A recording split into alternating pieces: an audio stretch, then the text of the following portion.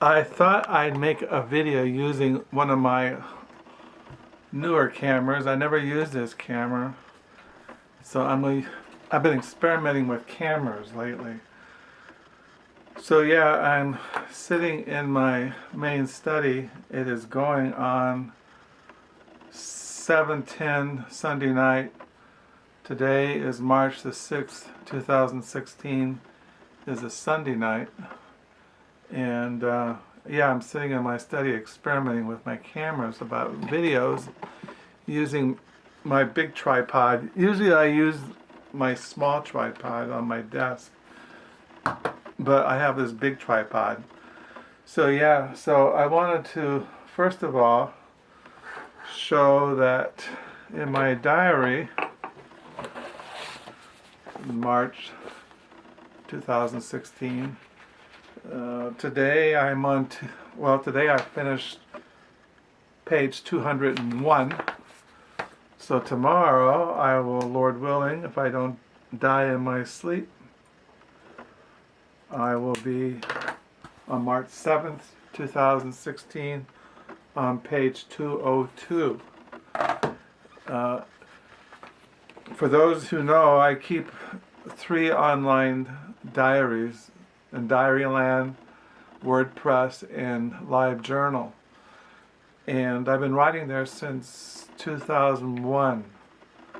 And I haven't been writing in WordPress since 2001. I started in WordPress last year, but I've been writing in Diaryland and LiveJournal since 2001. And I've been keeping, like I've said in my past, I've been keeping a diary since I was 12th grade in high school. I started writing. I don't think I really start writing all the time. Well, I think I went periodically. I'd write a lot, and then sometimes I didn't. But the last 38 years, I've been writing almost every day. Yeah, not every day. Been married 37, and I know I had a year's diary before I married my wife. That's when I lived out in California.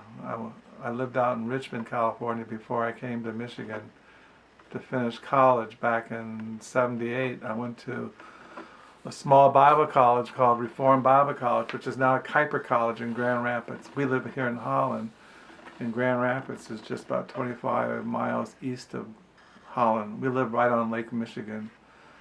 I could drive out to Lake Michigan in 5 minutes if I wanted to, well, at least 10 minutes. But right now, this time of year, it's kind of icy and cold out there in Lake Michigan. But in the fall and spring and summer, it's nice to go out there and look at the lake and take photos. And you can look at photos in my Flickr account of Lake Michigan and the different parks here in the West Michigan area if you want to. So yeah, I sitting here. Want to mention the books I got. I mentioned in my other videos I volunteer at the local library, which has a used bookstore, and I volunteer there on Saturdays from 10 in the morning to 1 in the afternoon, and usually I find used books to bring home, and I found these yesterday. I found this used book. It's called the Signet Classic Book of Southern Short Stories, edited by Dorothy Abbott and Susan Klopman.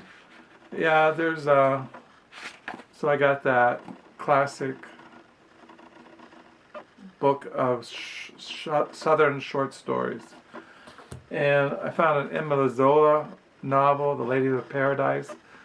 Those who know that Emile Zola is one of my favorite French writers, and I have a huge collection of Zola's writings down in our library. He was so I got Zola, The Ladies of Paradise. It's been translated out of French into English by Brian Nelson. This is the Oxford World Classic Series. And I found this book by Julian J. Nins, The Origin of Consciousness and the Breakdown of the Bicameral Mind. Look kind of interesting. Those who know my book interest, I collect books on states of consciousness, higher consciousness, psychedelic consciousness, spiritual consciousness, natural consciousness, subconsciousness, things like that.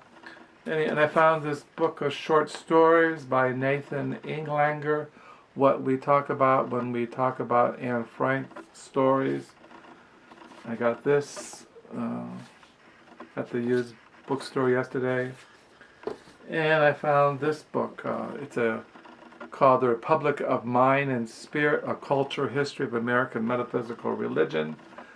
Those who know me, I collect books on the history of American Christianity and also other spiritual movements in American history, like seances and vegetarianism and universalism and transcendentalism and New Age and witchcraft and seances and, all kinds of things. So I found this. It's by Catherine L.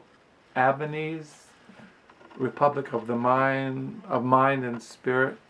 I start reading the chapter on the Shakers. I just got a book on the Shaker movement I've mentioned in my just recent videos. I still got these books on my desk. I'm reading for devotions, The Presence of God and the Place and Storyline of Scripture, The Story of Our Lives by J. Ryan Lister. I think I mentioned this book, The Apostle Paul and the Christian Life, Ethical and Missional Implications of the New Perspective, edited by Scott McKnight. Scott McKnight is one of my favorite New Testament theologians, and I recommend his writings. I think he's Catholic, but he's worth checking out. And Joseph B. Montke, I can't pronounce it anyway. And I've been reading the Gregory the Great. I mentioned these. These are translations. Although he was on, I think, the 4th or 5th century. He was one of the popes, but he wrote these. He wrote back there in the 5th or 6th century, the Moral Reflections in the Book of Job. I just got book 2 of the translation. Been reading those and reading Reformed Catholicity, The Promise of Retrieval and for Theology and Biblical Interpretation by Michael Allen and Scott R. Twain. And I'm reading this book, Falling Upward, The Spirituality of Two Halves of the Life by Richard Rohr. And still reading Hermitage Within by a Monk. So that's what I'm reading, and I'm still reading the books on the Psalms I've been mentioning, and I still read the Holy Bible. As a Christian, you can't go wrong reading the Bible. I should get back into reading the Psalms this week. So that's what's going on here as far as reading. I'm also reading, I don't bring it with me, I finished that novel Bliss by Peter Carey, and I start reading the novel Gloria by Keith Maillard. He teaches creative writing in British Columbia, but I'll be talking about that in future videos. I wanted to give a review of and compare the novel by Peter Carey, Bliss, with my reading of The Infinite Jest by David Foster Wallace, comparing these two novels, and I wrote this down in my blog, and I'll do that in the next video. So that's what I gotta say tonight. Until the next time,